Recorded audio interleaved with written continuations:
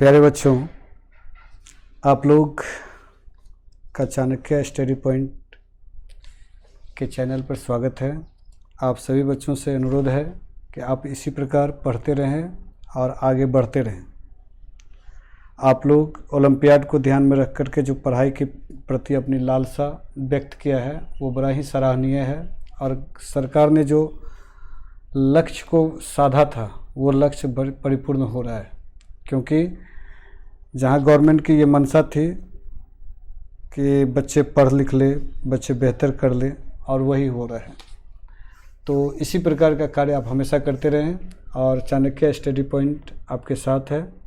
आज बायोलॉजी का लगभग 108 प्रश्नों के साथ मैं आपके बीच हूँ। आप सभी प्रश्नों को बारीकी से देखेंगे, समझेंगे और अगर कहीं कोई परेशानी हो तो फिर पूछेंगे। तो आज का पहला प्रश्न है, जीन इनमें से क्या चीज़ से बने होते हैं? तो निश्चित रूप से जीन डीएनए से बने होते हैं, डीऑक्सी राइबोन्यूक्लिक एसिड के खंड से बने होते हैं। कोशिका की वृद्धि किसके द्वारा नियंत्रित होती है होना चाहिए?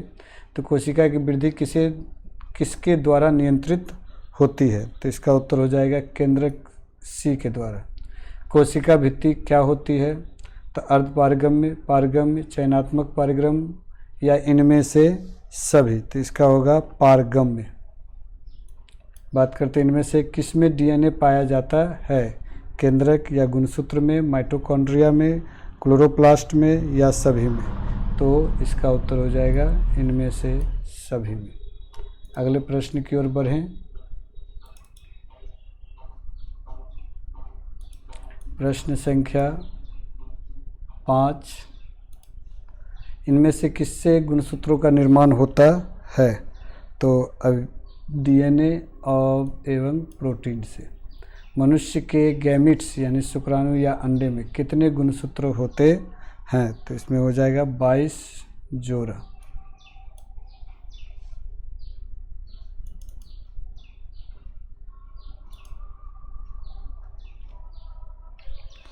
प्रश्न संख्या 7, प्रोकैरियोटिक कोशिका में कौन कोशिकांग पाया जाता है? तो इसमें उत्तर हो जाएगा राइबोसोम। पादप कोशिका में रिक्तिकाओं का निर्माण किस झिल्ली से होता है? तो इसका उत्तर हो जाएगा टोनोप्लास्ट। तारक केंद्रक का क्या कार्य होता है? तो तारक केंद्रक का कार्य है तर्कु निर्माण करना।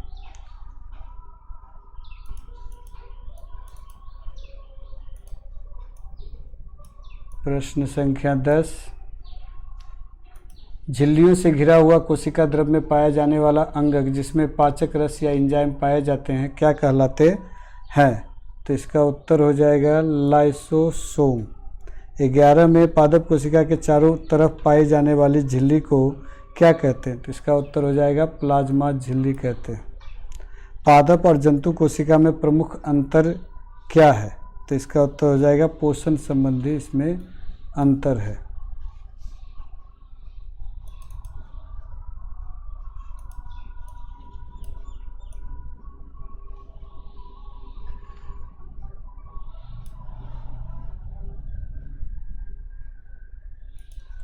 तेरह नंबर, कोशिकाओं की सूक्ष्म संरचना किस यंत्र के द्वारा देखी जाती है? तो इलेक्ट्रॉन माइक्रोस्कोप द्वारा।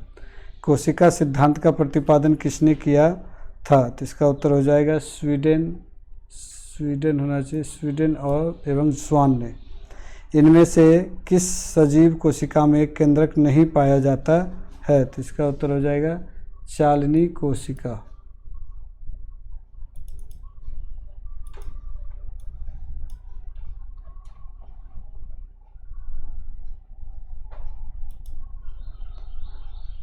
सत्रह नंबर में बात करते पौधों के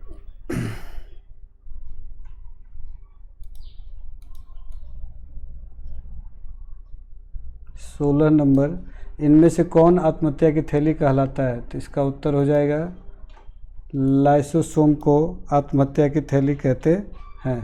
17 नंबर, पौधे के मूल द्वारा जल का अवशोषण किस क्रिया द्वारा होता है? तो इसका उत्तर हो जाएगा परासरण के द्वारा। तारक काय पाया जाता है कहाँ इनमें से? तो इसका उत्तर हो जाएगा कोशिका द्रव्य में। मानव शरीर की सबसे बड़ी कोशिका का क्या नाम है?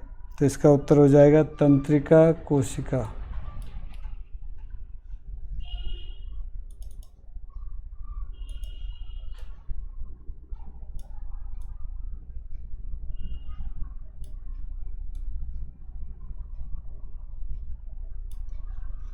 प्रश्न संख्या 23 देखेंगे 20 देखेंगे। इलेक्ट्रॉन सूक्ष्मदर्शी का अधिकतम आवर्धन कितना होगा? तो इसका हो जाएगा लगभग 2 लाख गुना। इनमें से किसे ऊर्जा निर्माण का केंद्र कहा जाता है? तो इसका उत्तर हो जाएगा ऊर्जा निर्माण का केंद्र माइटोकॉन्ड्रिया को पावर हाउस के नाम से भी जाना जाता है। जंतु कोशिका के सबसे बाहरी घेरे को क्या कहते हैं? तो इसका उत्तर हो जाएगा कोशिका झिल्ली कहते हैं। कोशिका सिद्धांत के प्रणेता कौन थे? तो इसका उत्तर हो जाएगा सी रॉबर्ट हुक थे। प्रश्न संख्या 24 की बात करें। जीव विज्ञान की वह शाखा जिसमें ऊतकों की बनावट का अध्ययन किया जाता है उसे क्या कहते हैं? तो उसे हम लोग बी नंबर हिस्टोलॉजी कहते हैं। शरीर की सतह और अंगों की मुक्त सतह को स्तरित करने वाली ऊतक का क्या नाम है? तो इसका उत्तर हो जाएगा सी एपिथेलियमी ऊतक। उपकला यानी एपिथेलियमी कैसा ऊतक है? तो 26 का हो जाएगा सी। इसमें अक्सर एक कोशिका स्तर और कभी कभी एक से अधिक कोशिका स्तर पाए जाते हैं।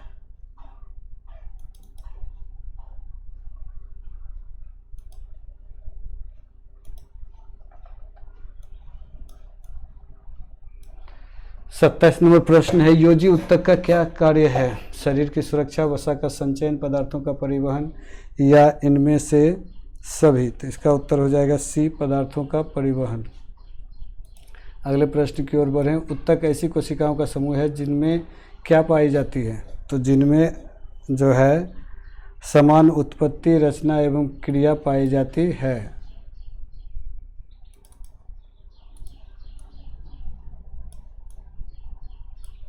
प्रश्न संख्या 29। विभाज्योतक ऐसा ऊतक है जिसमें क्या होता है? तो इसमें होता है कि विभाजनशीलता का गुण भी पाया जाता है। कोशिका भित्ति पतली और अंतरकोशिकीय रिक्त स्थान भी का अभाव रहता है। कोशिका द्रव सघन एवं बड़े केंद्रक से युक्त भी होता है, यानी देखा जाए तो सभी।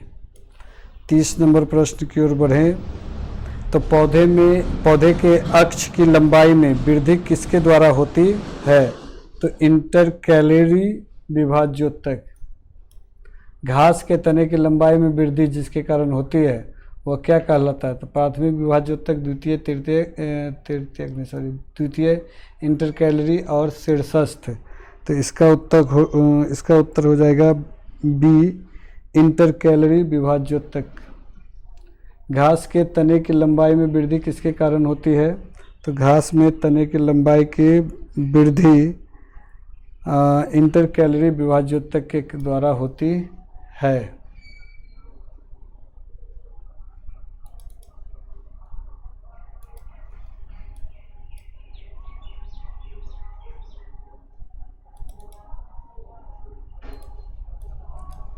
प्रश्न संख्या 32। कॉर्क कैम्बियम का उदाहरण इसमें से कौन है? तो कॉर्क कैम्बियम का उदाहरण है इसमें से ए पार्श्व विभाज्योतक। पौधे में फ्लोएम का क्या कार्य है? तो इसका है आहार का चालन करना। सल्कियम सल्काभ एपिथेलियमी का प्रमुख कार्य क्या है? तो सुरक्षा देना। पक्षाम्भी या पक्षमल एपिथेलियमी पाए जाते हैं। तो इसका उत्तर हो जाएगा ए ट्रैकिया।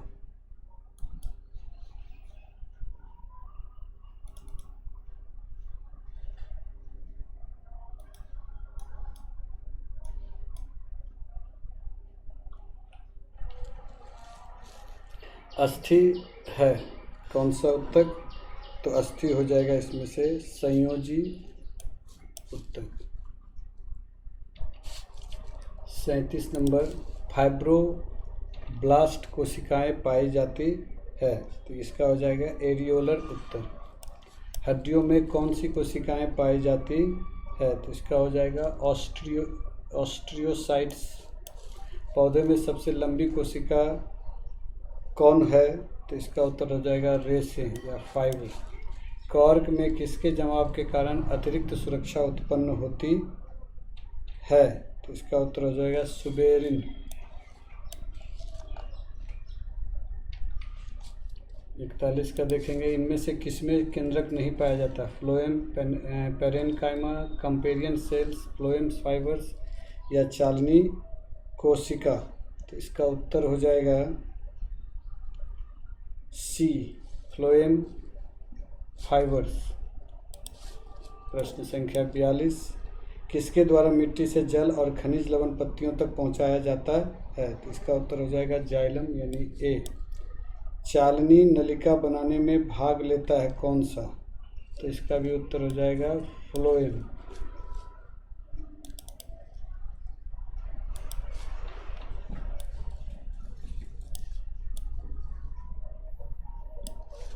अगला प्रश्न है, रक्त है क्या? तो रक्त निश्चित रूप से तरल संयोजी ऊतक है। जाइलम में कौन सजीव घटक है? तो जाइलम में रेसे सजीव घटक है। श्वेत रेशेदार ऊतक का निर्माण किससे होता है? तो इसका उत्तर हो जाएगा कोलाजेन के द्वारा। मृदु ऊतक की कोशिकाओं के बीच पाया जाता है। तो क्या पाया जाता है? तो सुबरिन पाया जाता है।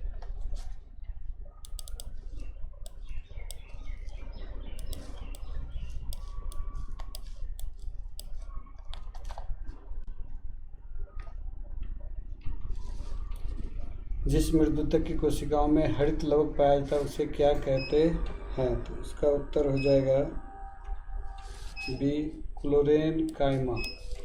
मूंगफली और बादाम के छिलकों में क्या पाया जाता है? तो मूंगफली और बादाम के छिलकों में स्क्लेरिड्स। सी। वर्गीकरण की इकाई क्या कहलाती है? तो स्पीशीज। इकेटियर के वर्गीकरण के अनुसार इनमें से कौन सबसे पुरानी जगत है? तो इसका उत्तर हो जाएगा मोनेरा। इनमें से कौन क्रिप्टोगैमी कहलाता है? थैलोफाइट को भी क्रिप्टोगैमी, ब्रायोफाइट को भी या टेरिडोफाइट को भी, यदि सभी।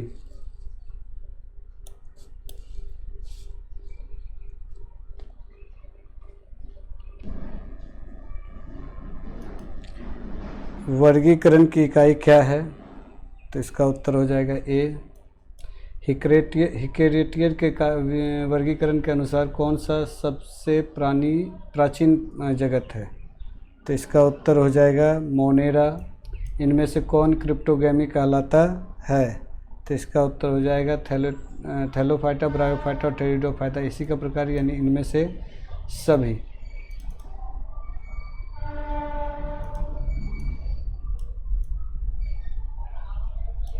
अगला प्रश्न है, इनमें से किस पौधे में बीज होता है लेकिन फल नहीं होता है? तो जिम्नोस्पर्म में बीज होता है लेकिन फल नहीं होता है। समुद्री घोड़ा किस प्रकार वर्ग का प्राणी है? तो अस्थि युक्त मत्स्य। लेटरल लाइन सिस्टम किसमें पाया जाता है? तो ये हो जाता है मछलियों में।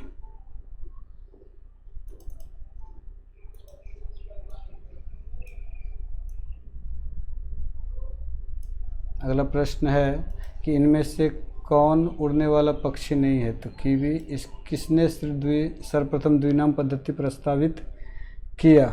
तो इसका उत्तर हो जाएगा किसने सर्वप्रथम द्विनामी पद्धति यानी लिनियस। इनमें से कौन न प्रोकैरियोटिक है न ही यूकैरियोटिक? वायरस।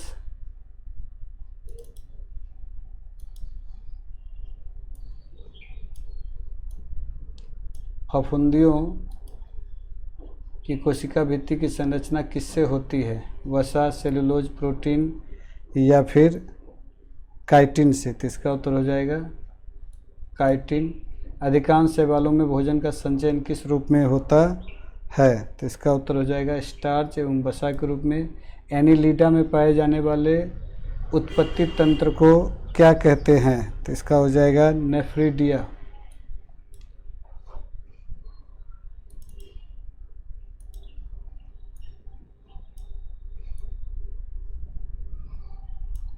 63 वुकलंग पाया जाता है, तो वुकलंग पाया जाता है बिच्छू में। इनमें से किस समुदाय में सबसे अधिक प्रजातियां पाई जाती है, तो इसका उत्तर हो जाएगा आर्थ्रोपोडा। इनमें से किसमें देश कोशिकाएं पाई जाती है, तो इसका हो जाएगा निडेरिया। जल परिवहन तंत्र किसकी संरचना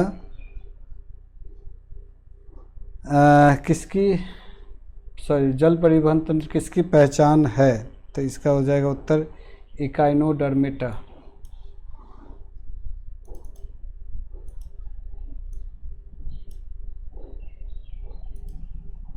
जबड़ा विहीन मछलियां का क्या नाम है, तो इसका उत्तर हो जाएगा एनाथा।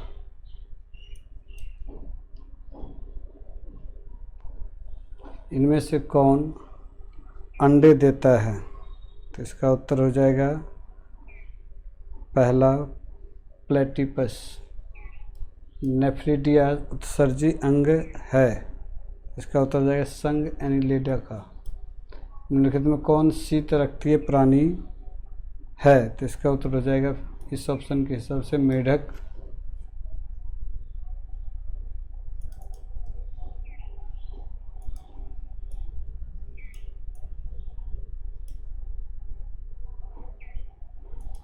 इनमें से कौन स्तनधारियों की पहचान है, तो इसका उत्तर हो जाएगा सी कॉपर कैल्शियम। इनमें से कौन सबसे तेज गति में उड़ने वाला पक्षी है, तो इसका उत्तर हो जाएगा स्विफ्ट। युगलिना को किस जगत में रखा जाता है, तो युगलिना को निश्चित रूप से प्रोटिस्टा वर्ग में रखा जाता है। स्कर्वी नामक रोग किस विटामिन की कमी से होता है, तो इसका उत्तर हो जाएगा विटामिन सी। पेलग्रा किस कमी से उत्पन्न होता है, तो इसका हो जाएगा विटामिन बी। पेचिस या डिसेंट्री किसके संक्रमण से होता है, तो इसका उत्तर हो जाएगा जीवाणु, और सी हो जाएगा इसका उत्तर भी जीवाणु एवं प्रोटोजोआ।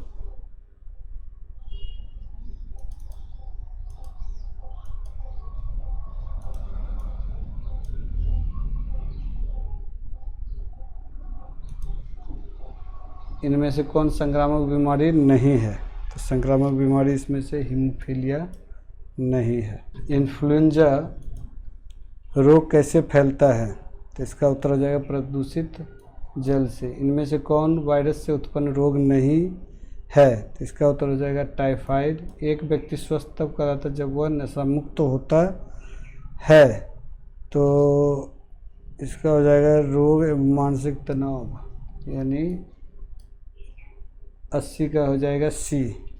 81 की बात करें,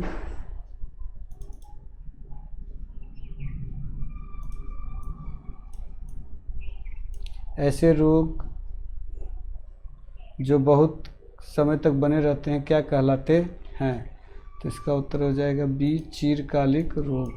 संक्रमित मादा एनोफिलीज मच्छर के काटने से फैलने वाला रोग का नाम लिखें, तो ऑब्वियसली हो जाएगा मलेरिया। संक्रमित पेयजल से फैलने वाला रोग कौन हो सकता है, तो संक्रमित जल से फैलने वाला रोग हेपेटाइटिस, एड्स, क्या है फंजाई, प्रोटोजोआ, बैक्टीरिया या HIV, तो ये सर्वविदित है HIV होगा।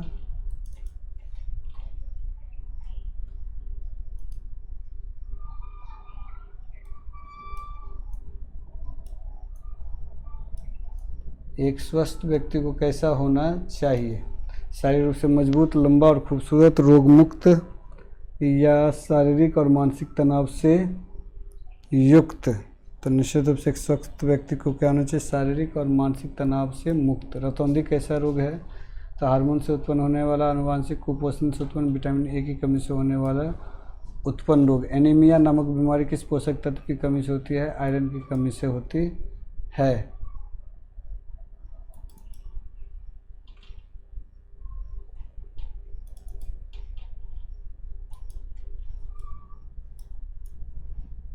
बात करें 88, निंद्रा रोग उत्पन्न होता है? ट्रिप्नोसोमा, कवक, वायरस, प्लाज्मोडियम।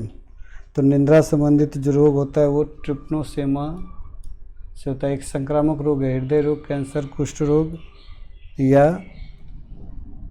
तो एक संक्रामक रोग हो गया हैजा, इसमें से है। मलेरिया का रोग वाहक क्या है? तो मच्छर है। इनमें से किन्हें फादर ऑफ इम्यूनोलॉजी कहा जाता है? तो इनमें से father of immunology Edward Jenner को कहा जाता है।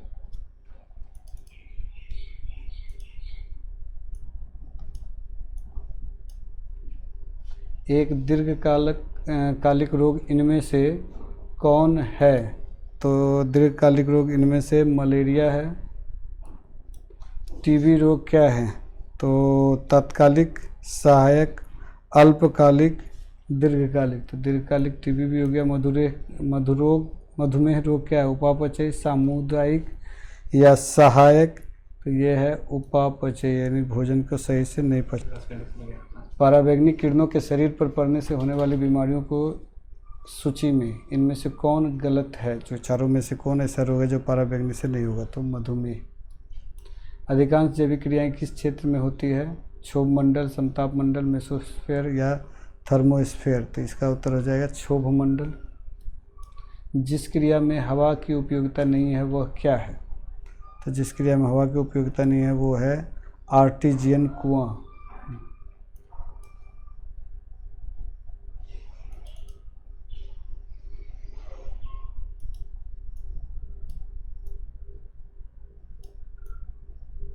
प्रश्न संख्या 98। श्वसन द्वारा ग्रहण किए गए हवा ऑक्सीजन को प्रत्येक अंगों तक पहुंचाने का कार्य करता है। कौन इसमें से? तो क्लोरोफिल, हीमोग्लोबिन, प्रोटीन या कार्बोहाइड्रेट? तो इसका उत्तर हो जाएगा हीमोग्लोबिन। वायुमंडल के कार्बन डाइऑक्साइड गैस की उपयोगिता क्या है? धरती के तापक्रम का संयम, हरितगृह प्रभाव, पेड़ पौधे का विकास, इनमें से सभी। तो इसका उत्तर होगा इनमें से सभी। प्रश्न संख्या 100। नाइट्रोजन एवं ऑक्सीजन के बीच प्रतिक्रिया के लिए प्रयुक्त तापक्रम क्या होता है? तो इसका हो जाएगा 1200 डिग्री सेल्सियस।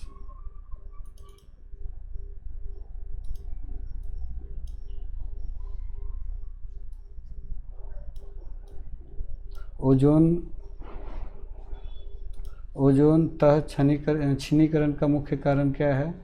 तो निश्चित रूप से इसमें जो है SO2, फियोक्सन, H2S या NO? तो फ्रियोन्सन। पर्यावरण प्रदूषण का मुख्य कारण क्या है? कचरा, रासायनिक खाद का उपयोग? तो पर्यावरण का प्रदूषण का मुख्य कारण है कचरा। खेती के लिए उत्तम किस्म की मिट्टी का नाम क्या है? तो खेती के लिए उत्तम किस्म की मिट्टी का नाम है दोमट मिट्टी।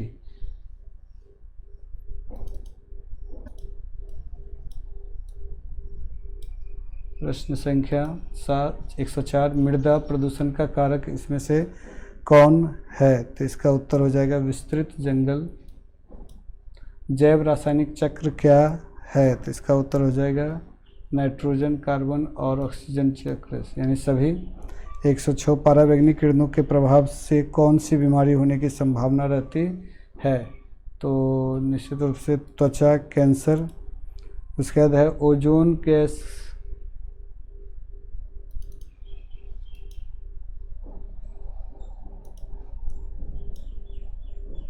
पाई जाती है। ओजोन गैस पाई जाती है क्षोभ मंडल, समताप मंडल, आयन मंडल या फिर बाह्य मंडल? तो इसका हो जाएगा समताप मंडल। वायुमंडल में कार्बन डाइऑक्साइड के बढ़ने का संबंध किससे है? तो इसका उत्तर हो जाएगा समुद्र तल के उठने से। तो आप लोगों के पास आज सबसे अधिक 108 प्रश्नों का एक सेट गया है। आप लोग इसको भली भांति पढ़ेंगे। ये बायोलॉजी से संबंधित है, कक्षा 9th का, और आप सफल हों। आज के लिए इतना ही। बहुत बहुत धन्यवाद।